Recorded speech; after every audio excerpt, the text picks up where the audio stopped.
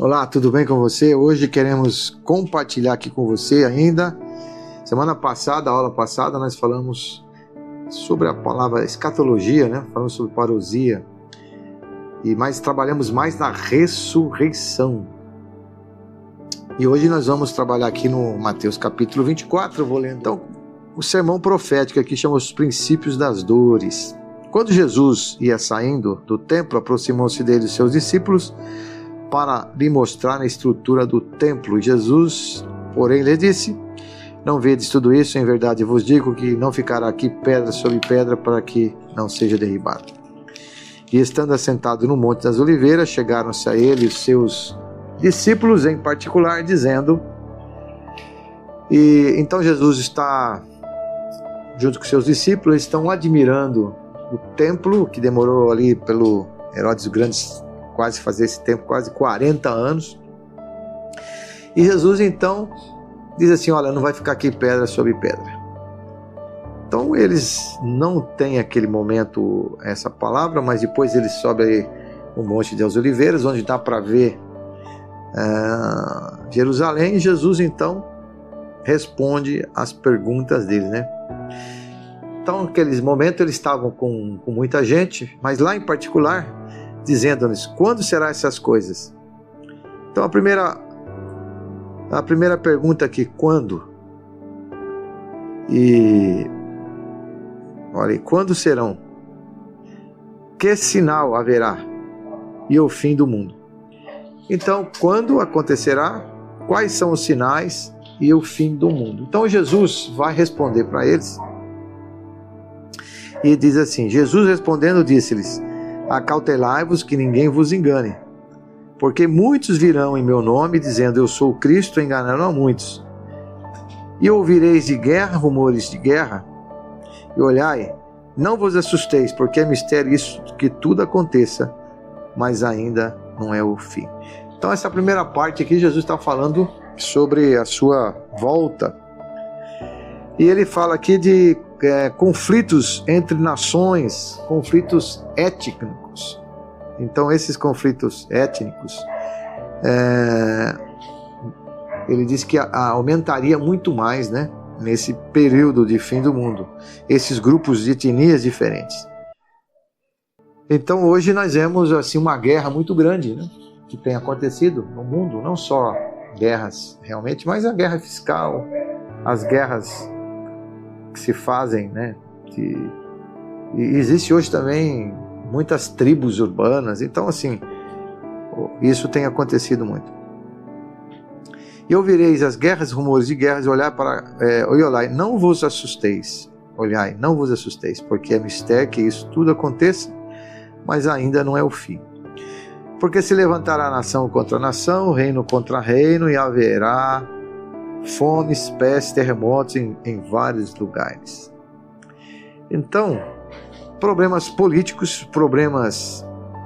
Quando a Bíblia fala aqui de terremotos e mar, então assim, são coisas que vão abalar a estrutura, mas aí continua reino, entidades, grupos políticos e fome, peste, terremotos em vários lugares. Há uma estatística de terremotos que aumentaram muitos terremotos nesses últimos 20 anos.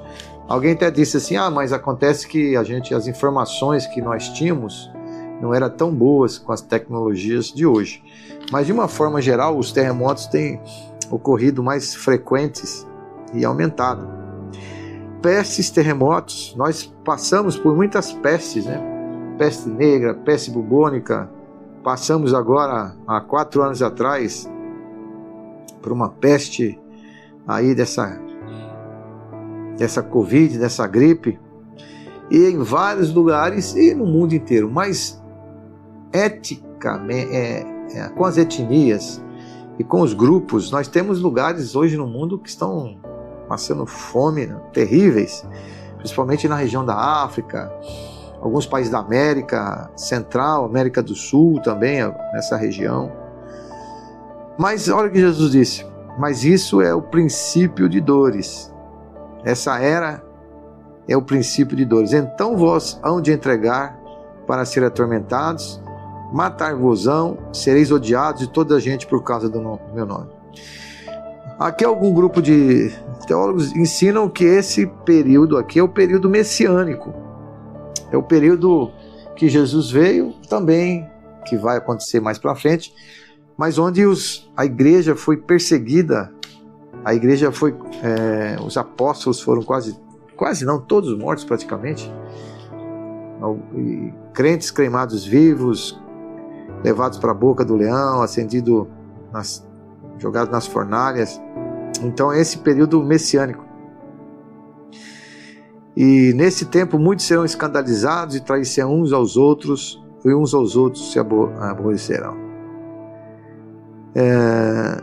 Então a ideia aqui de sofrimento tão grande, que assim, aumentando até a traição, aumentando o desconforto, a desconfiança das coisas com Deus.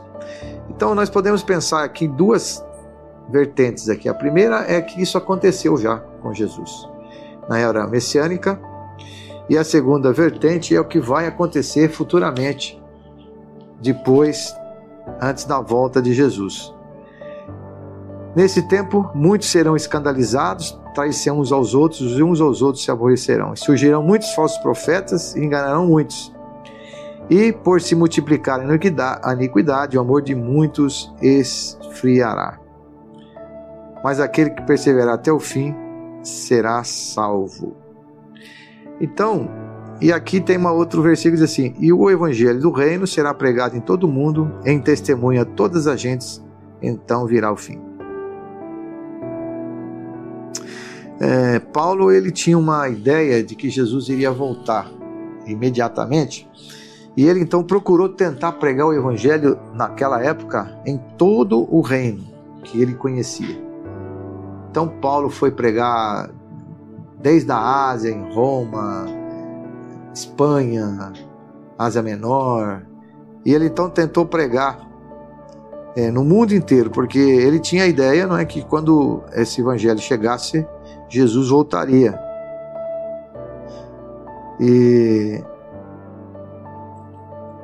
Mas no ano 150 mais ou menos, Constantino, ele decretou a igreja como igreja do Estado, e tentou também fazer com que todas as pessoas conhecessem o evangelho de uma forma estatal, né? E isso fez com que também atrapalhasse muito.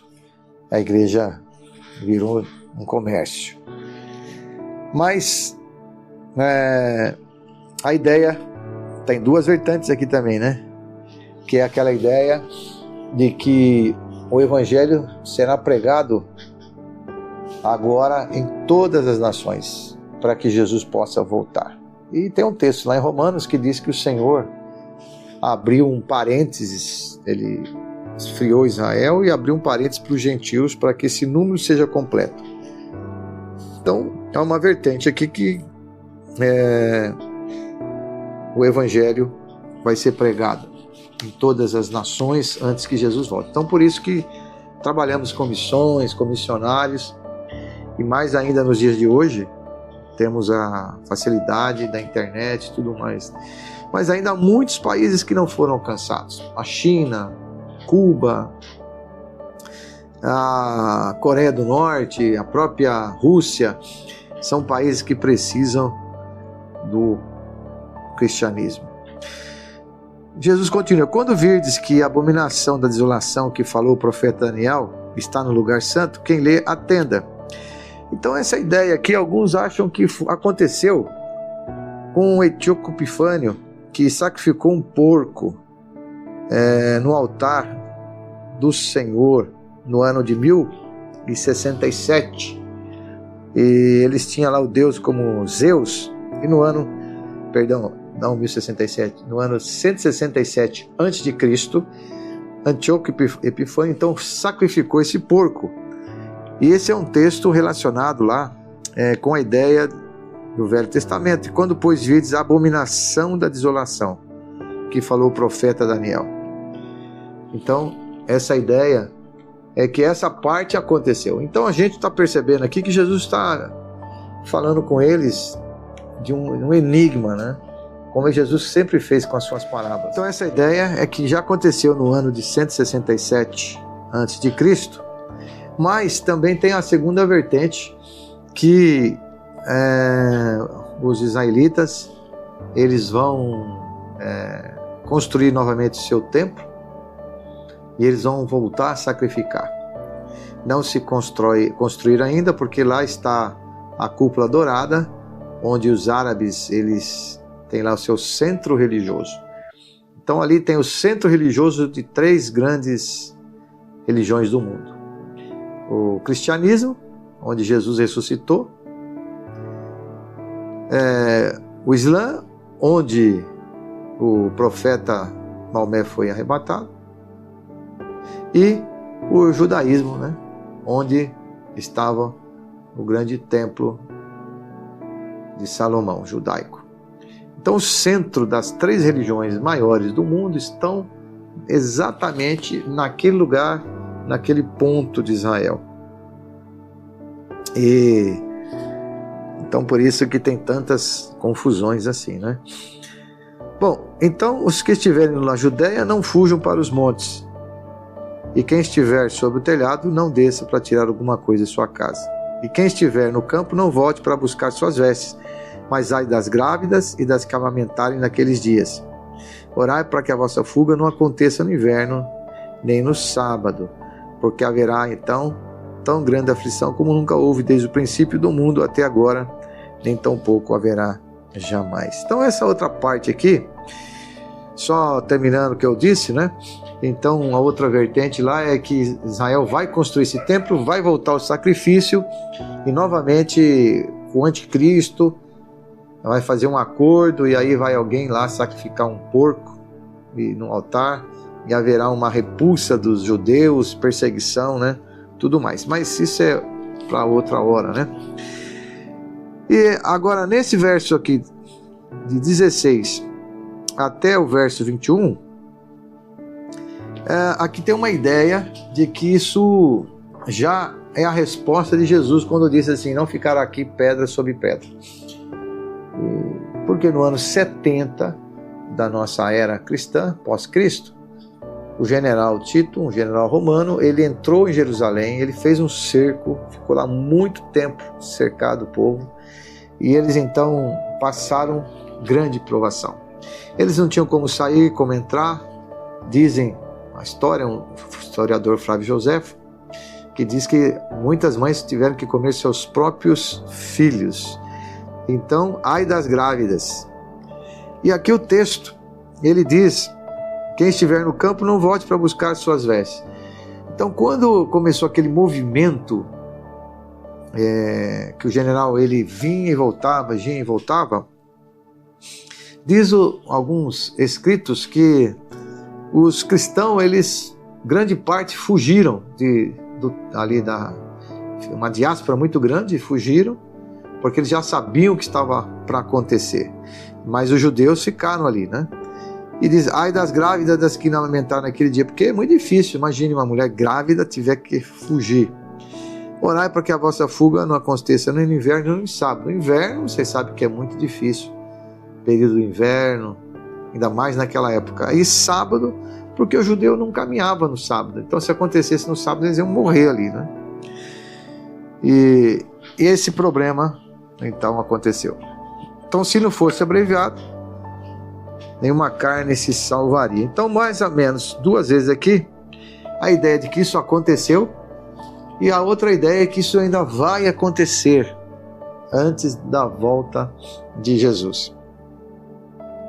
No ano 70, então, a profecia de Jesus foi cumprida cabalmente, não ficou pedra sobre pedra, e Israel, então, como nação, praticamente de local físico, foi extinguido. Então Israel foi praticamente extinguido e passou a não existir mais como nação, isso até no ano de 1947, onde que Israel voltou à sua origem, né? Então, se alguém vos disser, eis que está aqui Cristo, ou ali, não lhe dê crédito, porque surgirão falsos cristos, falsos profetas, e farão tão grandes sinais e prodígios que possíveis forem enganarão até os escolhidos. Então vocês viram que aqui nós tem duas partes, uma que já aconteceu, e agora aparece aqui uma vertente do futuro, né?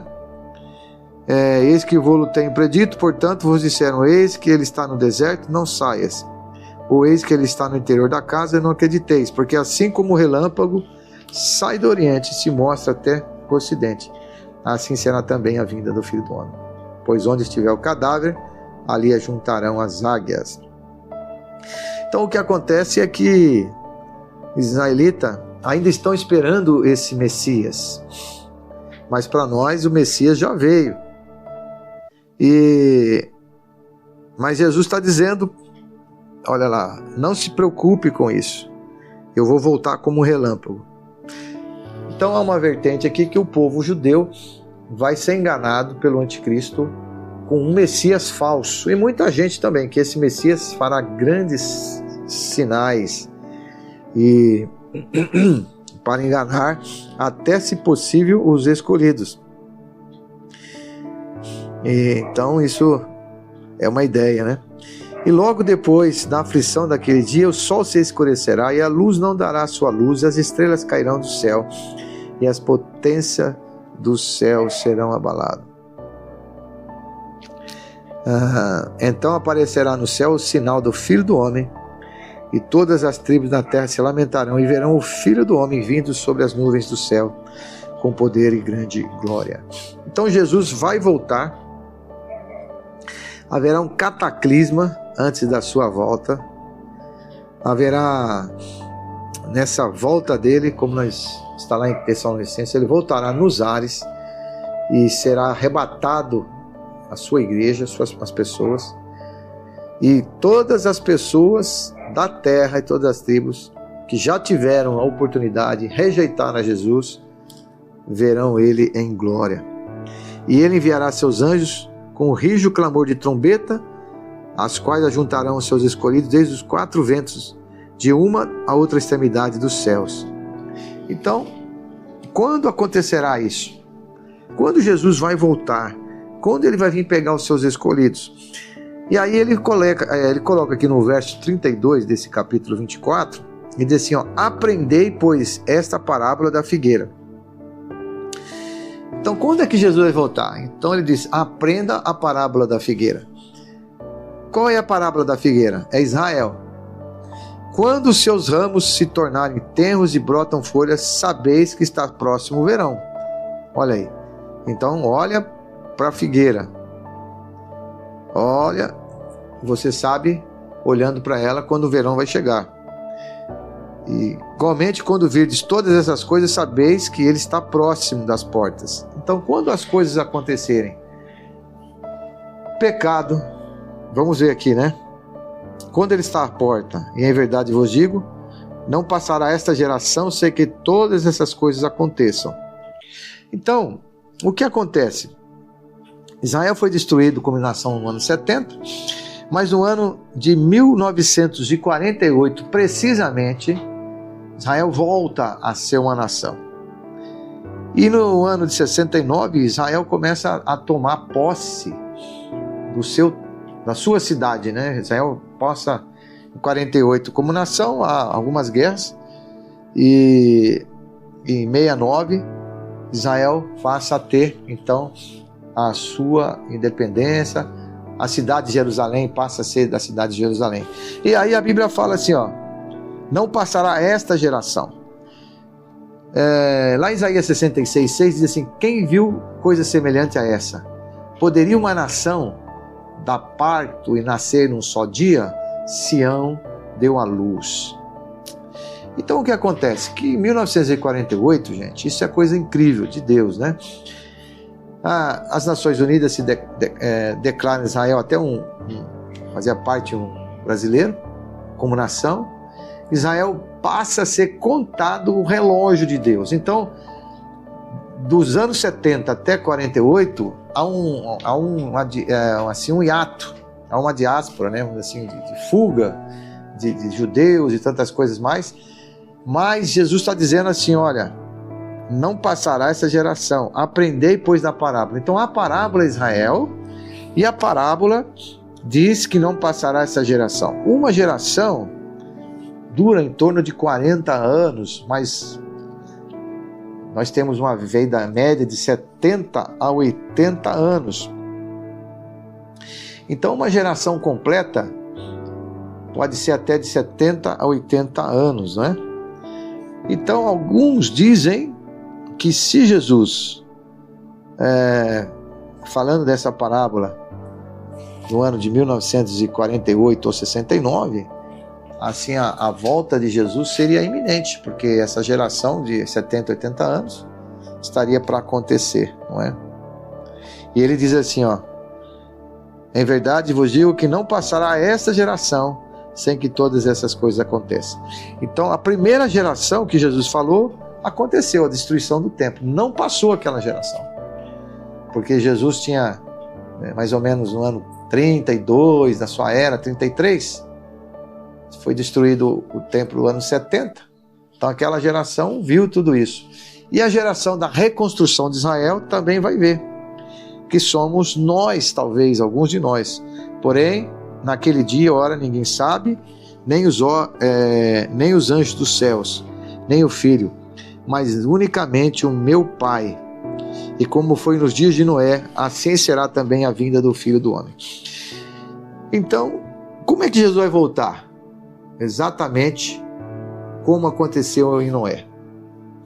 Noé pregou, ninguém acreditou. Noé falou, as pessoas não estão acreditando. Veio o dilúvio, ele fechou a porta, as pessoas ficaram para fora. Então nós precisamos estar vigilantes, porque assim como nos dias anteriores do dilúvio, o que as pessoas faziam? Comiam, bebiam, casavam, davam-se casamento, até no dia que Noé entrou na arca. Então as coisas vão continuar acontecendo. Siga a sua vida, você vai estar casando, vai estar trabalhando, mas Jesus, com essas coisas todas que estão acontecendo nos dias de hoje, né? Iniquidade, pecado, esfriamento do amor para com Deus, as igrejas, as pessoas perdendo o amor pela igreja, pela família, pais, filhos, né, rebeldes contra os pais, pecado que tem entrado na terra grande, né, pecado sodomita. Isso é o prenúncio da volta de Jesus. E não perceberam, olha, até que veio o dilúvio e os levou a todos assim. Também será a vinda do Filho do Homem. Então o Filho do Homem vai voltar e as pessoas não vão perceber. Então, estando dois no campo, será levado um, deixado o outro. E estando dois moendo moinho, será levado um, deixado o outro. Vigiai, pois, porque não sabeis a hora que há de vir o nosso Senhor. Ao que alguns dias até se refere aqui ao arrebatamento, mas isso é uma conversa para outra hora. Vigiai, pois, porque não sabeis a hora em que há de vir o nosso Senhor. Mas considerai isto: se o pai de família soubesse que a vigília da noite viria o ladrão, vigiaria e não deixaria que fosse arrombada a sua casa. Por isso estai-vos apercebidos que também, porque o Filho do Homem há de vir na hora em que não penseis. Então, com todos esses detalhes, nós podemos dizer que Jesus está à porta, não é? E se essa geração, que é Israel do ano 48 para cá, 47, 69, depois deles retomarem a sua cidade, a cidade santa, uma geração de 70, 80 anos, né? Provavelmente, quem sabe, hein? Você e eu vamos ver a volta de Jesus. Grande abraço, fica com Deus, até a próxima semana, se Deus nos permitir.